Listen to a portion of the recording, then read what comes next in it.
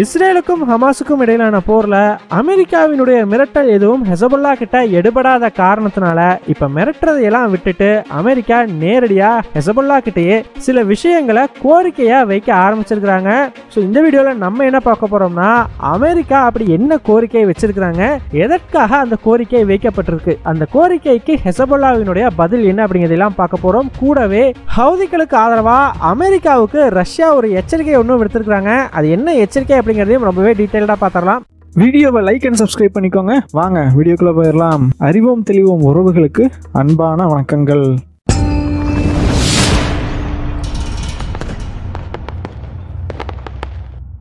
முதல் விஷயமா, நேத்து லெபனான் தலைநகரான பெய்ரூட்ல அமெரிக்கன் அபிஷியல்ஸ் லெபனான் அரசாங்கம் மற்றும் ஹெசபுல்லாவின் தலைவர்களை சந்திச்சு ஒரு முத்தரப்பு பேச்சுவார்த்தையில ஈடுபட்டிருக்கிறாங்க. இந்த பேச்சுவார்த்தைக்கு முக்கிய காரணம் என்ன அப்படின்னு பாத்தீங்கன்னா, அமெரிக்கா ஒரு மிரட்டல் மூலமா ஹெசபுல்லா ஹவுதுன்னு சொல்லி எல்லோரையும் அடக்கிடலாம் அப்படின்னு வந்து நினைச்சாங்க. ஆனா அதுக்கு நேர்மாறா இங்க நடந்துருச்சு. ஸோ அதனால் இப்போ பார்த்தீங்கன்னா இந்த பகுதியில் ஒரு மிகப்பெரிய பதற்றமான சூழ்நிலை நிலவிக்கிட்டு வருது. அந்த பதற்றத்தை குறைக்கணும் அப்படிங்கிறதுக்காக கம்முன்னு நேரடியாக போய் பேச்சுவார்த்தையே நடத்திடலாம் அப்படின்னு சொல்லிட்டு அமெரிக்கன் அஃபீஷியல்ஸ் லெபனான் போயிருந்துருக்காங்க. ஸோ இந்த மீட்டிங்கில் பார்த்தீங்கன்னா ஹெசபுல்லாவின் தலைவர்களும் சிலர் நேரடியாக கலந்துக்கிட்டதா தகவல்கள் வெளியாகி இருக்குது. யூஸ்வலாக அமெரிக்கா பார்த்தீங்கன்னா இந்த மாதிரி ஹெசபுல்லாவோட லீடர்ஸ் கூடலாம் நேரடியாக பேச மாட்டாங்க. அதுக்குன்னு சொல்லி சில பேக் சேனல்ஸ் அப்படிங்கிறத வச்சுருப்பாங்க. அதன் மூலமாக தான் இவங்க கிட்ட யூஸ்வலாக பேச்சுவார்த்தை நடக்கும். காரணம் என்னன்னா, அமெரிக்கா வந்து ஹெசபுல்லாவை ஒரு தீவிரவாத குழு அப்படின்னு சொல்லி அடையாளப்படுத்தியிருக்கிறாங்க. அதனால இந்த நேரடியான மீட்டிங் அப்படிங்கிறதெல்லாம் ரொம்பவே ரேராக தான் நடக்கும். அந்த வகையில் நேற்று நடந்த மீட்டிங்கும் ரொம்ப ஒரு முக்கியமான மீட்டிங் அப்படின்னே சொல்லலாம். ஸோ இந்த மீட்டிங்கில் என்ன பேசியிருக்கிறாங்க அப்படின்னு பார்த்தீங்கன்னா, அமெரிக்க அரசாங்கம் ஹெசபுல்லாவுக்கு ஒரு முக்கியமான கோரிக்கையை வச்சிருக்கிறாங்க. ஸோ இது கோரிக்கை மிரட்டலோ எச்சரிக்கையோ கிடையாது அப்படிங்கிறத நம்ம கிளியராக புரிஞ்சுக்கணும். ஸோ அது என்ன கோரிக்கை அப்படின்னு பார்த்தீங்கன்னா, ஹெசபுல்லா போருக்கு தயாராக இருக்கிற வகையில் அவங்களுடைய படைகளை எல்லாமே இஸ்ரேல் பார்டரில் பெரிய அளவுக்கு கூச்சிருக்கிறாங்க. எப்போ வேணாலும் நாங்கள் ஒரு போர் தொடுப்போம் அப்படிங்கிற மாதிரி வந்து அவங்களுடைய படைகள் இஸ்ரேல் பார்டரை ஒட்டியே இப்போ நின்றுட்டு இருக்கிறாங்க. இங்கே ஒரு சிறிய தவறு நடந்தால் கூட போதும், அது ஒரு பெரிய போராக மாறுறதுக்கான வாய்ப்பு ரொம்பவே ஜாஸ்தி. அதனால தான் இப்போ அமெரிக்கா என்ன கோரிக்கை வச்சிருக்கிறாங்கன்னா, கடந்த 2006ஆம் ஆண்டு இஸ்ரேலுக்கும் ஹெசபுல்லாவுக்கும் இடையில ஒரு போர் மூண்ட பொழுது அந்த போரை முடிச்சு வைக்கிறதுக்காக ஐநா சபை தான் இந்த ரெண்டு நாடுகளுக்கும் நடுவில் பேச்சுவார்த்தை நடத்தி ஒரு அமைதி ஒப்பந்தத்தை ஏற்படுத்தியிருப்பாங்க. ஸோ இந்த அமைதி ஒப்பந்தத்தில் பார்த்தீங்கன்னா இந்த ரெண்டு சைடுக்குமே சில கண்டிஷன்ஸ் அப்படிங்கிறது விதிக்கப்பட்டிருந்தது. அந்த கண்டிஷன்ஸில் ஹெசபுல்லாவுக்கு கொடுக்கப்பட்ட ரொம்ப முக்கியமான கண்டிஷன் என்ன அப்படின்னு பார்த்தீங்கன்னா, லெபனான் சைடு இருக்கக்கூடிய லிட்டானி அப்படிங்கிற ஆற்றுப்படுகையை தாண்டி ஹெசபுல்லாவினுடைய படை வீரர்கள் யாரும் வரக்கூடாது. அதாவது இஸ்ரேல் பார்டர்லேருந்து கிட்டத்தட்ட 30 கிலோமீட்டர் தள்ளி லெபனான்குள்ள இருக்கக்கூடிய ஒரு ஆறு தான் இந்த லிட்டானி அப்படிங்கிற ஆறு. அந்த ஆறு தான் உங்களுக்கான பார்டர், அதாவது ஹெசபுல்லா ஃபைட்டர்ஸ்க்கான பார்டர். லெபனான் ராணுவ வீரர்கள் வேணா இஸ்ரேலோட பார்டரில் இருக்கலாம், பட் ஹெசபுல்லாவினுடைய வீரர்கள் அந்த லிட்டானிங்கிற ஆற்றை தாண்டி இஸ்ரேல் பார்டர் கிட்ட வரக்கூடாது அப்படிங்கிற மாதிரி சொல்லியிருந்தாங்க. ஸோ இப்போ அமெரிக்காவும் என்ன சொல்றாங்க அப்படின்னா, நீங்களும் பெருசாக போரில் இன்ட்ரெஸ்ட் இல்லாமல் தான் இங்கே பார்டரில் படைகளை குவிச்சிருக்கிறீங்க, அதே மாதிரி தான் எங்களுக்கும் உங்கள் கூட ஒரு போரை நடத்துறதுக்கு பெருசாக விருப்பம் இல்லை. அதனால நீங்கள் உங்களுடைய படைகளை பார்டர்லேருந்து 7 கிலோமீட்டர் பின்வாங்கிக்கோங்க. அப்படி நீங்கள் பின்வாங்கும் பொழுது இஸ்ரேலும் அதற்கு ஏற்ற மாதிரி காசா மேலே நடத்துகிற தாக்குதலோட தீவிரத்தன்மையை குறைப்பாங்க. இப்படி அவங்க தீவிரத்தன்மையை குறைக்க நீங்கள் இன்னும் கொஞ்சம் கொஞ்சமாக பின்வாங்கி அந்த 30 கிலோமீட்டர் தள்ளி இருக்கிற லிட்டானி ரிவர் பார்டருக்கே வந்து போயிருங்க அப்படிங்கிற மாதிரி அமெரிக்கா ஒரு கோரிக்கை வச்சிருந்துருக்குறாங்க. ஆனால் ஹெசபுல்லா பார்த்தீங்கன்னா இதை கட் அண்ட் ரைட்டாக மறுத்திருந்துருக்குறாங்க. இஸ்ரேல் இந்த போரை நிறுத்திட்டு பாலஸ்தீன மக்களுக்கே திருப்பி அவங்களுடைய நிலப்பகுதியை கொடுத்தா மட்டும்தான் நாங்கள் இந்த படைகளை பின்வாங்கிக்குவோம், அது வரைக்கும் எங்களுடைய படைகள் அப்படியே தான் நிற்பாங்க அப்படிங்கிற மாதிரி சொல்லியிருந்துருக்குறாங்க. ஆனால் இங்கே பிரச்சனையே என்னன்னு பார்த்தீங்கன்னா, இப்போ தான் இந்த பாலஸ்தீன மக்களுக்கு இந்த நிலத்தை திருப்பி கொடுக்குற பிரச்சனை அப்படிங்கிறது ரொம்பவே பூதாகரமாக வெடிச்சிருக்குது. காரணம், சவுதி அரசாங்கம் இஸ்ரேல் கூட ஒரு நல்ல உறவை ஏற்படுத்திக்கிறதுக்காக ஒரு அக்ரிமெண்ட்டை போடுறதுக்கு தயார் நிலையில் இருக்கிறாங்க அப்படிங்கிறத நம்ம கூட ஒரு வீடியோவில் பார்த்துருந்தோம் இல்லையா. இந்த நிலைமையில் ஒரு 2-3 நாளைக்கு முன்னாடி தான் அந்த அக்ரிமெண்ட்டில் நாங்கள் சைன் பண்ண தயார், அதுக்கு முன்னாடி இஸ்ரேல் அரசாங்கம் பாலஸ்தீன மக்களுக்கு அவங்க நிலப்பகுதியை திருப்பி கொடுத்துருவாங்க அப்படிங்கிறதுக்கு ஒரு உறுதிமொழியை அந்த அக்ரிமெண்ட்டை எங்களுக்கு கொடுக்கணும், அப்படி கொடுத்தாங்கன்னா நாங்கள் கையெழுத்து போட்டுடுறோம் அப்படிங்கிற மாதிரி சவுதி அரசாங்கம் சொல்லியிருந்துருக்குறாங்க.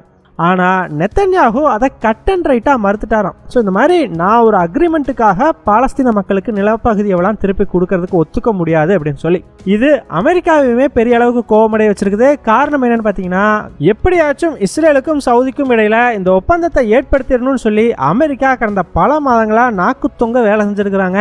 ஆனால் அதை ஒரே வார்த்தையில் நெத்தன்யாகு வந்து உடச்சி தள்ளிட்டாரு. ஸோ இதனால பார்த்தீங்கன்னா அமெரிக்காவுமே அண்டர் கிரவுண்ட் டாக்ஸில் இஸ்ரேல் கிட்ட ஃபோர்ஸ் பண்ணியிருக்கிறாங்க, இந்த மாதிரி நீ கொடுத்துருவேன்னு ஒத்துக்கோ அப்படின்னு சொல்லி. ஆனால் இது எல்லாத்துக்குமே முற்றுப்புள்ளி வைக்கிற வகையில் நேற்று முதல் முறையாக நெத்தன்யாகு ஒரு பப்ளிக் ப்ரெஸ் மீட்லேயே வந்து ஓப்பனாக சொல்லிடுறார், பாலஸ்தீன மக்களுக்கு நாங்கள் அவங்களுடைய நிலப்பகுதியெல்லாம் திருப்பி கொடுக்குற ஐடியாங்கிறது கிடையாது, அவங்களுக்குன்னு சொல்லி ஒரு தனி நாடை இங்கே உருவாக்குறதுக்கு எங்களால் ஒத்துக்க முடியாது, அது எங்களுடைய நாட்டுக்கே பேராபத்தாக முடியும் அப்படிங்கிற மாதிரி அந்த ப்ரெஸ் மீட்டில் சொல்லியிருக்கிறாரு.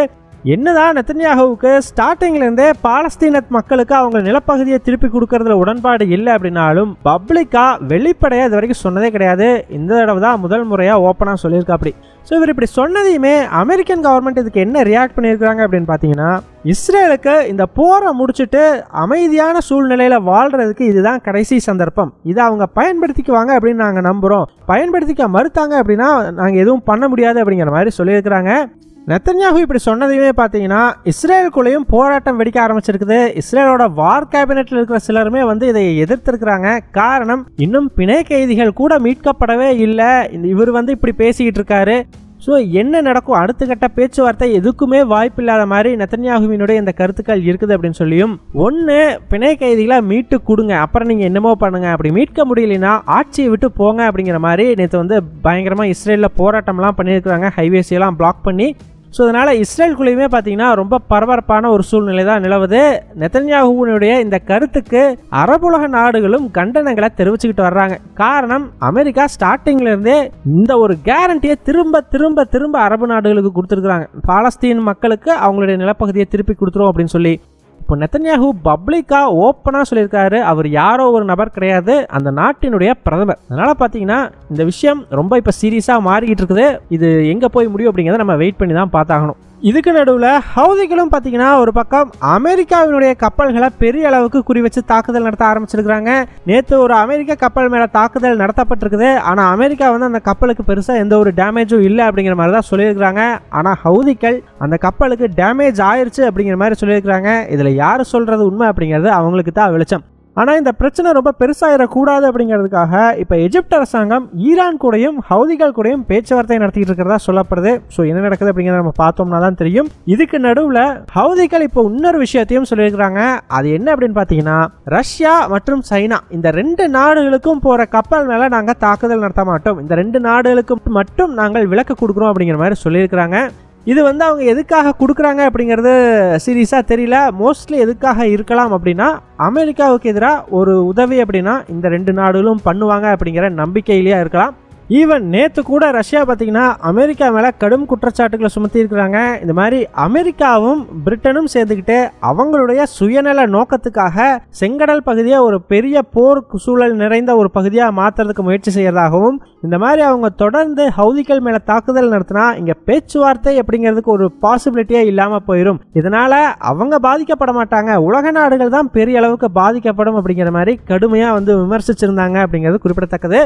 இந்தியாவும் இதே மாதிரி நம்ம நாட்டு கப்பல்கள் மேலே தாக்குதல் நடத்தப்படாமல் இருக்க ஈரான் கூட பேச்சுவார்த்தை நடத்தலாம். ஈவன் சமீபத்தில் நம்மளுடைய வெளியுறவுத்துறை அமைச்சரான ஜெய்சங்கர் அவர்கள் ஈரான் கூட போயிட்டு பேச்சுவார்த்தையை நடத்தி இருந்திருக்கிறாங்க.